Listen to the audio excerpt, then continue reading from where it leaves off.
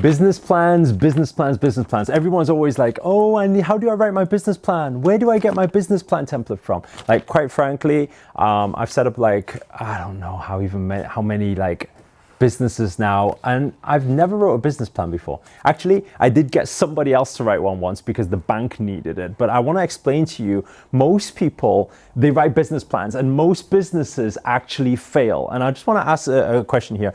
Heidi, for example, has her own business. Have you ever wrote a business plan before? No. Why not? Because I learned from you. Oh, okay, because you learned from me. But you've made money though. She's made money without writing a business plan. Let me ask another question. Chibaria, ever wrote a business plan before? Yes. Tell me, when did you write the business plan? For a university course. Okay, so not for business. Okay, that's fine. Okay, writing a business plan is very, she's still here. She's been here for days now, still taking photos here. Like, okay, so when it comes to writing a university, some dissertation or something, then maybe write a business plan. But when you're actually doing business, you don't actually need to, as per se, write a business plan. Stats show most businesses fail. So what are most people doing? They're probably doing the wrong thing, right? How you actually look at business, I'm not saying you don't need to plan at all, but sometimes doesn't this even like kind of relate to when we talk about energy? And sometimes when we are too connected or too trying to control the situation, we have less control. So how do we let go more and allow business to flow like everything else in life? Just come over here and I'll show you. So when it comes to actually planning for a business, there's only a few things that you really do need to know, okay? The first thing, if you're taking notes, make sure to write this down. If you're not taking notes physically, then make sure to comment all your learnings below. Those of you who use my videos know the drill. Those of you who are new to this channel, we always comment below with the new learnings. Why? Because that reaffirms the learning in that subconscious mind, okay? So the first thing is about your product. So what you need to determine with your product, right? This is about as deep as the plan needs to get for you right now if you're just starting out. You need to determine that your product is a high demand product, meaning that the market really wants this thing. And if you know the market really wants this thing, then you've got the first tick on the first box. And the reason behind it is because a lot of people, when they go into business, what they actually do is they find something that they are really passionate about, they're really excited about. But understand that business is nothing but about serving other people, that's all, right? So make sure it's high in demand. Do the right research to figure that out. Now, the second part of it is all about pricing.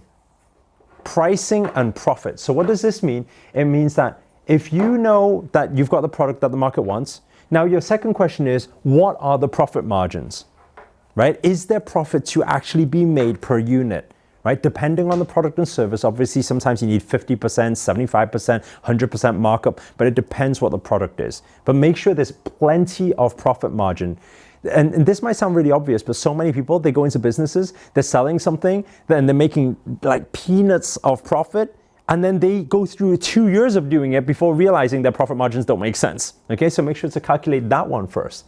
And then the next part of it is to understand where your traffic comes from.